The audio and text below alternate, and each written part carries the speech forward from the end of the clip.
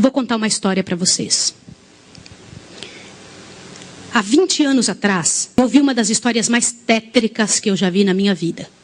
E pode ser que alguns de vocês já tenham ouvido essa história aqui entre vocês. E se já ouviram, vão lembrar comigo essa história com dor. Uma certa ocasião, numa igreja de um certo lugar no Brasil, uma mocinha pediu licença para conversar lá na frente, no microfone. Ela frequentava a igreja um ano e pouco. E ela pegou o microfone da mão da moça e falou: eu tenho que contar para vocês um pecado meu. E as pessoas paralisadas olhando ela falar. E ela disse: eu quero contar para vocês. Estava ali na igreja naquela hora, o pastor se arrumando ali, ajeitando alguma coisa. A esposa do pastor com os 2 filhos, mais ali no lado da esquerda, da minha esquerda. E a igreja toda ali junta. E ela disse: eu tenho que contar o meu pecado para vocês. E o pecado que eu tenho que contar é que eu sou amante do pastor. Na hora que ela disse isso, a esposa do pastor desmaiou ali na hora. E os filhos correram para acudir. E o pastor veio para ela e falou assim: o que você está falando? Você enlouqueceu? O que é isso, menina? Ela falou: eu tinha que contar, eu preciso resolver meu problema. Eu preciso salvar a sua alma. Eu preciso resolver você. Os danitas, eles sempre usam cuidado. Eu preciso ajudar. Sempre usam a palavra da ajuda, viu? E naquele momento a igreja toda ficou em alvoroço. Eu não preciso dizer que não houve culto. Não houve culto. Não conseguiram fazer o culto.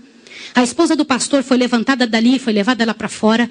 O pastor não sabia o que fazer. Começou a dizer: irmãos, por favor, isso é um grande mal entendido. Ela dizia: não é, meu bem. Eu precisava dizer, eu tenho que salvar você e tenho que salvar a mim. E ela foi levada para um quartinho, a esposa do pastor foi atrás e começou a conversar com ela, e falou com ela, e foi um alvoroço muito grande. E ela disse: olha, eu vou te provar que isso é verdade. Nós combinamos que ninguém nunca ia saber, foi uma coisa muito bem feita, mas eu preciso te contar.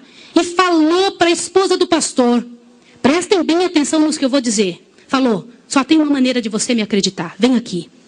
O seu marido tem uma marca na genitália dele. E a marca é assim, assim, assim. E a esposa olhou para ela e acreditou nela na hora. Sabe por quê? Porque aquele pastor nunca tinha tido contato sexual com nenhuma pessoa, só com sua esposa. Eles se casaram virgens. E ela disse: ninguém sabe disso. Como é que essa moça sabe? Consegue imaginar o que é isso? E ela também nunca tinha contado isso para ninguém. E ela pegou a esposa do pastor, passou a acreditar. E ela contou detalhes sobre o corpo do pastor, detalhes sobre ele, até de coisas que ele falava enquanto dormia. Preste atenção. Eu não preciso dizer para vocês que aquele casamento acabou. A igreja todinha daquele pastor entrou num estado de bancarrota que vocês não têm ideia. Uma palavra, como diz Tiago, pode estragar a vida de uma pessoa para sempre. Sabe quantos anos se passou dessa história? Até que eu fiquei sabendo, isso foi há 20 anos atrás que eu fiquei sabendo. Já tinha se passado 20 anos que isso tinha acontecido. Por que eu fiquei sabendo dessa história? Foi numa mesa, numa comissão, numa associação. O presidente um dia nos chamou e disse o seguinte: irmãos, eu preciso da ajuda de vocês e oração por algo. O que foi? Há 20 anos atrás aconteceu a história de um pastor e contou toda a história para nós. Foi numa igreja assim, assim, assim, e nós tiramos a credencial desse pastor.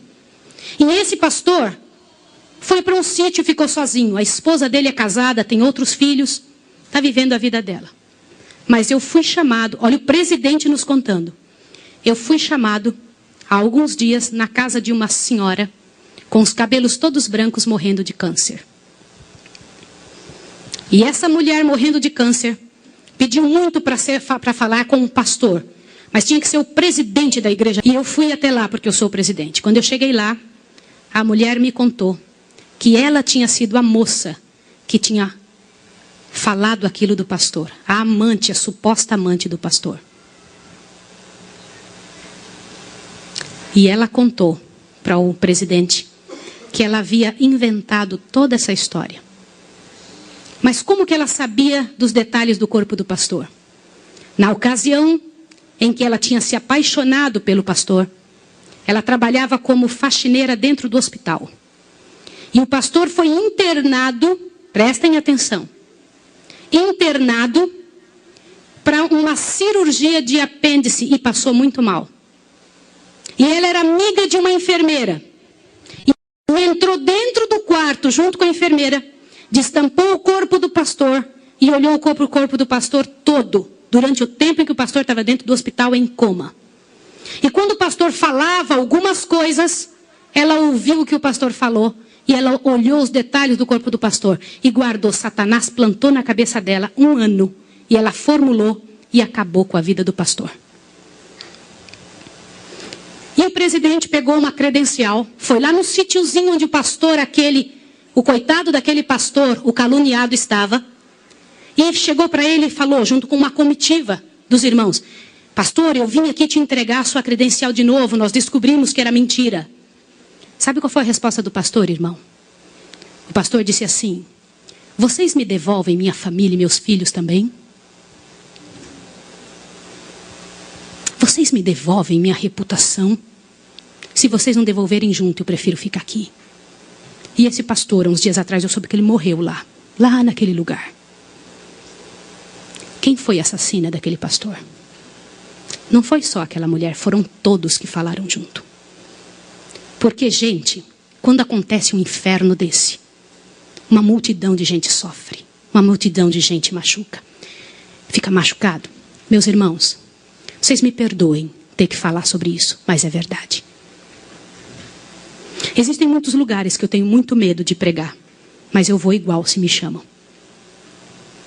Porque eu vou falar uma coisa para vocês. Ontem à noite eu comentei que a vida de quem prega essas verdades é altamente prejudicada. Uma coisa desse tamanho é passada de boca em boca, de forma que apareça o inferno no final. Será que existem danitas no nosso meio? O céu é um lugar tão fabuloso. Não vale a pena, meus irmãos. Não vale a pena. Deus tem mais para a nossa vida. Tem mais coisas para ocupar a nossa mente, para fazer parte do nosso vocabulário, para nós pensarmos a respeito das pessoas. Vamos fazer um exercício? Pense bem da pessoa que mais mal você sabe dela. Imagine isso agora. Sabe o que vai acontecer com você? Teu coração vai se encher de paz. Porque é isso que acontece, gente. Se você não for capaz de abrir a sua boca para trazer paz para a vida de alguém, não abra a sua boca para trazer o inferno para a vida de quem quer que seja. Jesus ama as pessoas pecadoras e miseráveis. Todas aquelas que pecaram horrivelmente, Jesus ama. E Ele tem mais para oferecer para nós. Eu vou pedir uma coisa em nome de Jesus essa manhã. Uma coisa que é muito difícil de fazer. Mas se há alguém em nome de Jesus que falou algo de outra pessoa, ainda que seja verdade, e que não pediu perdão, que peça perdão a Deus agora e corra e peça perdão para a pessoa. Sabe por quê? Abre seu ouvido, que agora a parte principal desse sermão está aqui. Em nome de Jesus, abre seu ouvido. Eu preciso que você ouça, não deixa nada te atrapalhar. Você sabe por que existem igrejas frias que não mudam? Você já viu aquelas pessoas falarem? Você é ancião, não é, irmão? As pessoas vêm para você e reclamam: que igreja fria! O que está acontecendo? O que não acontece? Nada muda! Vocês sabem por que isso? Alguém sabe? Gente, a principal razão, e eu vou ler para vocês agora ali. A principal razão porque a igreja fica fria é por causa da presença dos danitas. Eles são aptos a trazer veneno para a cabeça e o coração das pessoas. Abre a sua Bíblia em Tiago 3. Leia, por favor. Tiago 3. Leia em silêncio. E pede para Deus encher o seu coração. Olha o que diz aí.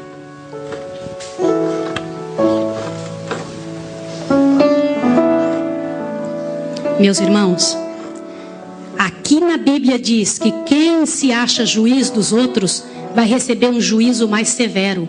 Eu vou ler com vocês. Meus irmãos, não sejais muitos de vós mestres, sabendo que recebemos um juízo ainda mais severo. Todos tropeçamos em muitas coisas. Se alguém não tropeça em palavra, este homem é perfeito, e capaz de refrear todo o corpo. Sabe por que a gente não consegue vencer os outros pecados? Por causa da língua.